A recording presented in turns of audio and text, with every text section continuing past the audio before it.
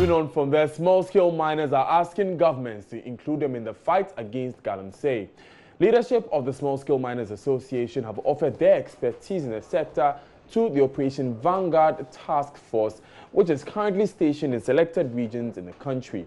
They are rooting out illegal mining. Now, the association has previously been critical of some methods government has employed in the fight against Galamsey, especially the ban on legal small-scale mining. General Secretary of the association, Godwin Ama, has however offered the services of his members to this very team, as they have knowledge of the terrain and the industry within which the task force is working.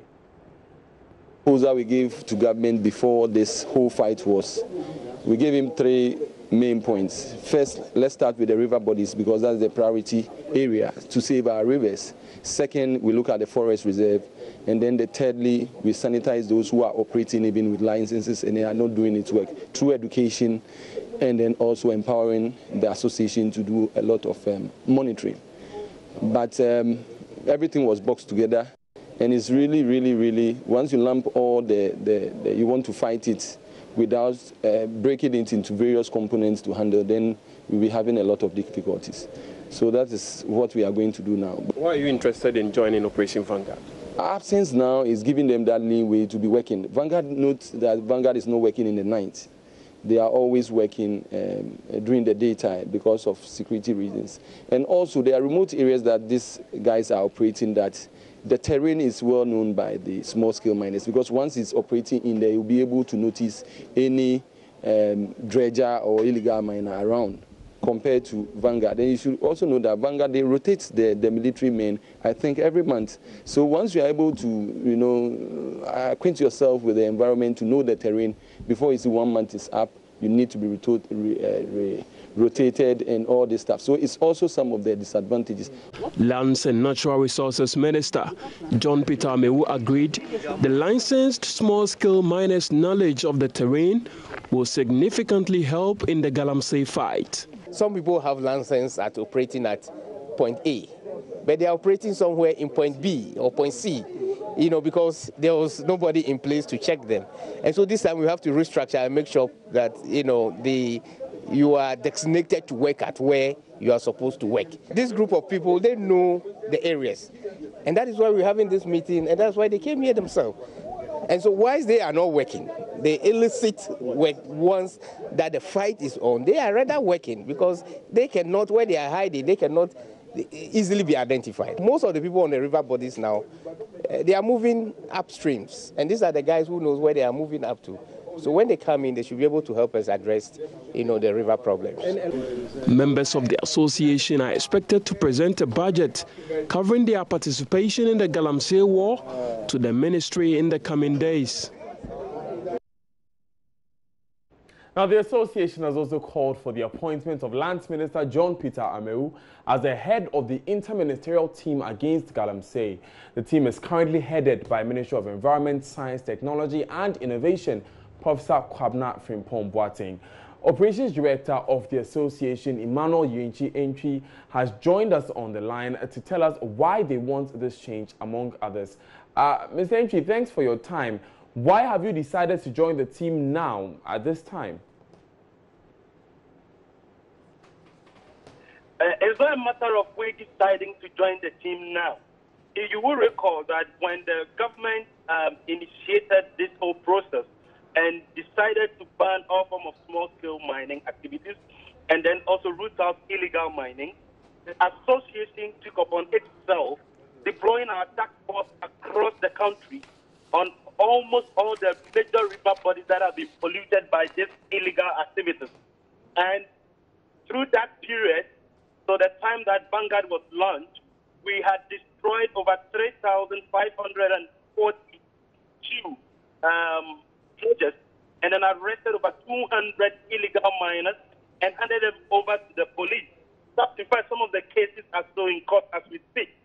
And so we thought as much that we are stakeholders in sanitizing the sector and making sure that we do responsible small-scale mining in Ghana.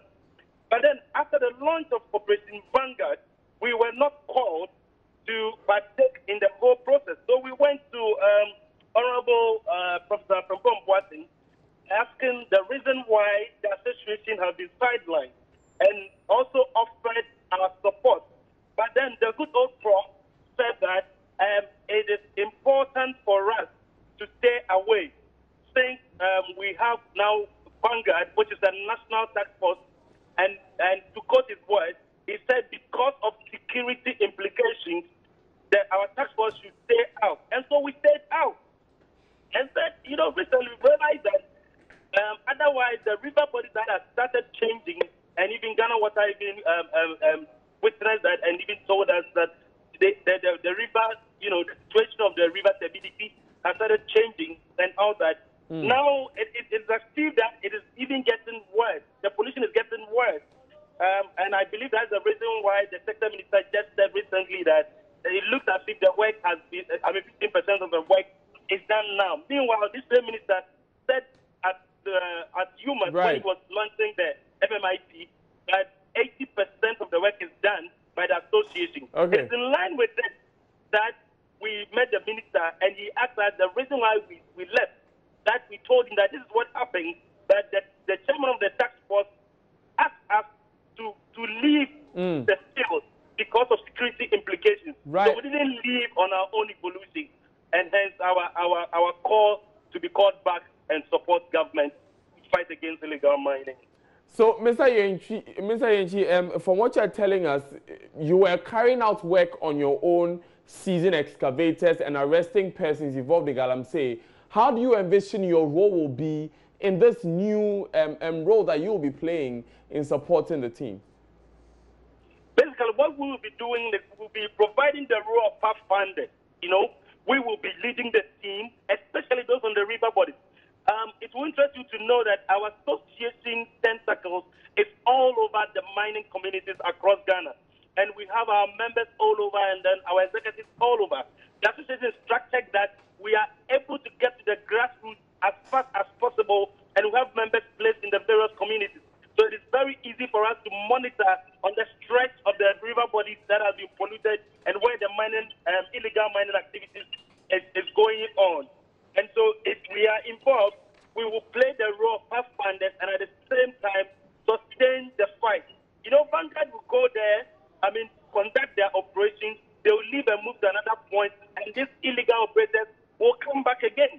But then when we have a body that is situated and have 8 members and executives scattered across the mining communities, it is very easy for them to ward off this guy when we tell them that, look, we are back. Okay. And they know us. And again, initially we said that this fight is not about brute force alone. It is also about education and sensitization, of which we started. And we were yielding good and talking very good results until Vanguard came in. Vanguard has done their best, and they're doing wonderfully well. I must commend them. But then on the fight on the river bodies, we are losing it as a nation. Okay. And it's important that the association is included in this fight. Right. Thank you very much, Mr. Yenchi. He's the Director of Operations for the Small Scale Miners Association there.